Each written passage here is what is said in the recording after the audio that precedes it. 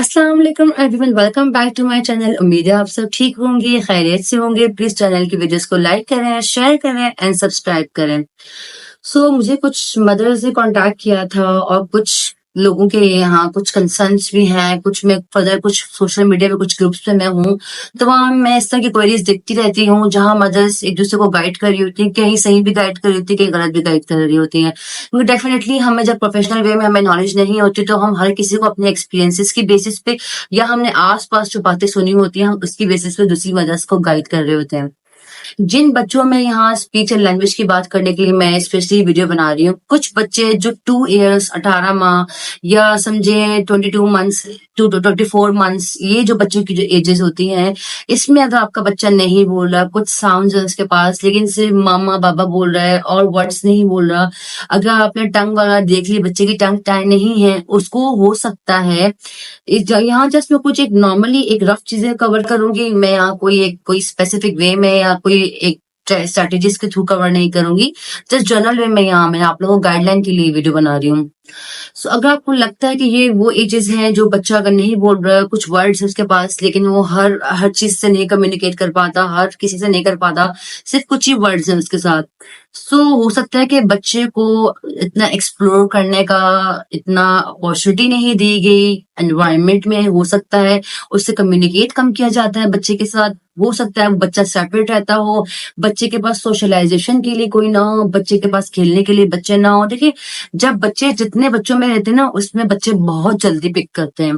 जितने आपके आसपास बच्चे के आसपास सोशलाइजेशन के ऑप्शन ज्यादा होंगे, अपॉर्चुनिटी ज्यादा होगी, उतना बच्चा एक्सप्लोर भी ज्यादा करता है, उतना जल्दी बच्चों में लैंग्वेज भी जल्दी डेवलप्ड होती है। ये मैं उन बच्चों के लिए बता रही हूँ जिनको और कोई कोमोर्बिडिटी या कोई और डिसऑर्डर्स नहीं है, सिर्फ उनकी स्पीच एंड लैंग्वेज का इशू आता है और स्पीच एंड लैंग्वेज जिनकी डिले होती है, ये उन बच्चों के लिए है। हो सकता है कि उन बच्चों को एनवायरनमेंट नहीं मिला या उनके पास इतने घर में लोग नहीं है या पेरेंट्स बच्चे के साथ घर में इतना कम्युनिकेट नहीं करते, बच्चे के साथ कम्युनिकेशन बहुत कम है, बच्चा बस अपना ही खेल रहा है, अपना ही लगा हुआ है, कोई उसके उन चीजों को एक्सप्लेन नहीं कर रहा, कोई नहीं गाइड कर रहा, ना ही कोई इसका बच्चे के सामने लेबल कर रहा है, ना प्ले कर रहा है। मैंने बहुत सारी मदर्स को देखा है जो उनके बच्चे आपस में ही लगे हुए होते हैं। मैं किसी डिफरेंटली एबल के बच्चे की बात नहीं करी जिनका सिर्फ स्पीच एंड लैंग्वेज का इशू होता है। मैं अगेन बोल रही हूँ, मैं उन बच्चों की बात कर रही हूँ। उन बच्चों में मेजोरिटी स्पीच एंड लैंग्वेज के इश्यूज आते हैं जिन बच्चों को आप एक्सप्लोर करने के ऑप्शंस नहीं देते, जिनको एनवायरनमेंट नहीं मिलता लर्निंग का, जिन बच्चों से वालिदैन बात नहीं करते या ज्यादा डिस्कस नहीं करते। जैसे फॉर एग्जांपल लाइक मेरा छोटा सा बेटा है, ही इज माशाल्लाह 7 मंथ्स ओल्ड।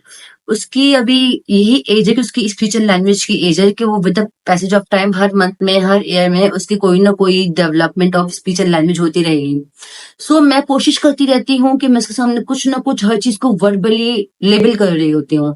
अब वो फैन से बहुत फैसिनेट होता है, उसको फैन बहुत पसंद है, पता नहीं क्यों। अभी तक मैं फैन ऑफ करती हूँ, ऑन करती हूँ तो उसका ध्यान होता है कि फैन ऑफ हो गया है, फैन ऑन हो गया है, उसका बहुत ध्यान होता है। मैं अब यहाँ एग्जाम्पल लेके सब समझा रही हूँ। अब जब भी मैं फैन ऑन करती हूँ ना, मैंने अब इस चीज को पिक कर लिया है कि मेरा बेटा इस चीज को नोट करता है बहुत, उसका बहुत ध्यान जाता है इस चीज पे कि फैन ऑन हुआ है, फैन ऑफ हुआ है।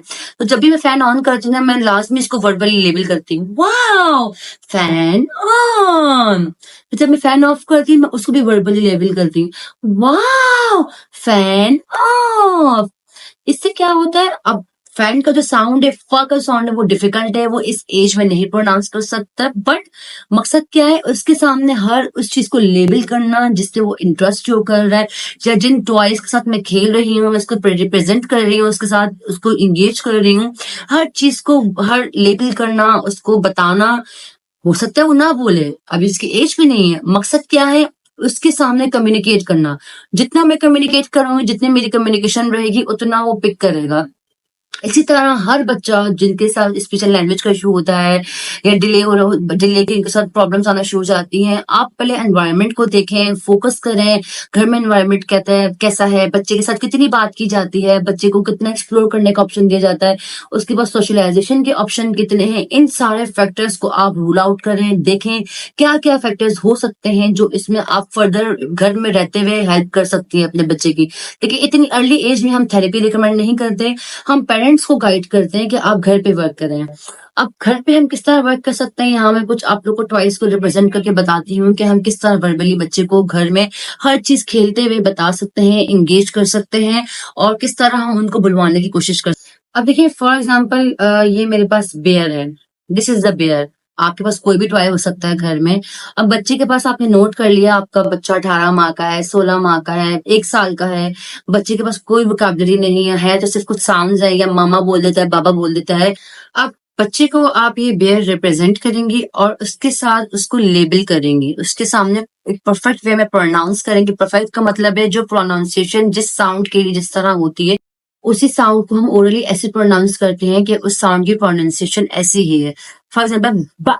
अब मैं चाह रही हूँ कि बच्चा बा का साउंड बोले या बियर बोले, हो सकता है उसका जो एंड का रा साउंड है वो क्लियर ना बोले। मकसद ये है बच्चे के सामने रिप्रेजेंट करना, लेबल करना।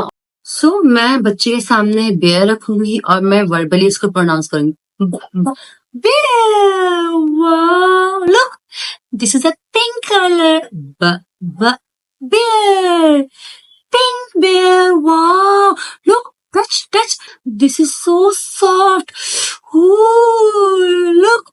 अब मैंने यहाँ क्या किया, मैंने इसका कलर भी बताया, मैंने इसका कैरेक्टर भी बताया, और ये इसका टेक्सचर भी बताया। यहाँ मकसद क्या हुआ, बच्चे के सामने कम्युनिकेशन को बिल्ड करना।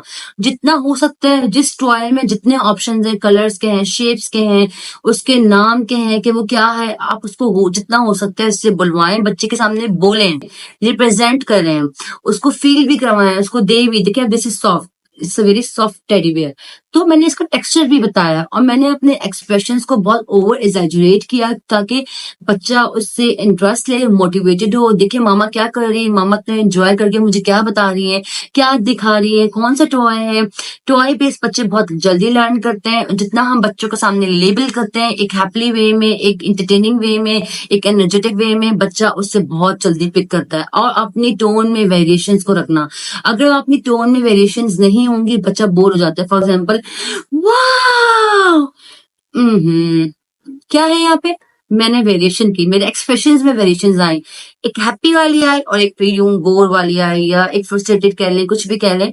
जस्ट मेरे एक्सप्रेशंस में वेरिएशंस आई, मेरी साउंड्स में वेरिएशंस होनी चाहिए। This is the ball, this is the, मैंने बहुत सिंपल बोला, बॉल को मैंने बहुत एग्जैजुरेट किया। कि क्या हुआ, मेरे ये टोन में यहाँ वेरिएशंस आए, इससे बच्चे बहुत जल्दी पिक करते हैं, बहुत इंजॉय करते हैं, और वो कोशिश करते हैं फिर साउंड्स निकालने की। और जब आपको लगे कि आपका बच्चा साउंड निकाल रहा है, उसको फौरन से एप्रिशिएट करें, oh clapping, you did it, high five, high five. So ये मैं जिस एक टॉय को देते हुए आपको एग्जांपल दी है। आप सेम बुक को इस तरह यूज कर सकते हैं, बुक के अंदर बहुत सारी चीजें दिखा के यूज कर सकते हैं। आप कार यूज कर सकते हैं, एनीथिंग जो लगता है आपके बच्चों को बहुत इंटरेस्ट है उन टॉयज में, जिन टॉयज को आप लेके घर में यूजुअली खेलती हैं बच्चों के साथ, उसके थ्रू आप बच्चे को एंगेज कर सकती हैं और बच्चे से घर पे स्पीच एंड लैंग्वेज पे वर्क कर सकती हैं। सो मेरा आज का ये टॉपिक यहाँ एंड होता है। मैं नेक्स्ट वीडियो में नेक्स्ट टॉपिक के साथ फिर हाजिर होंगी, तब तक के लिए अल्लाह हाफिज।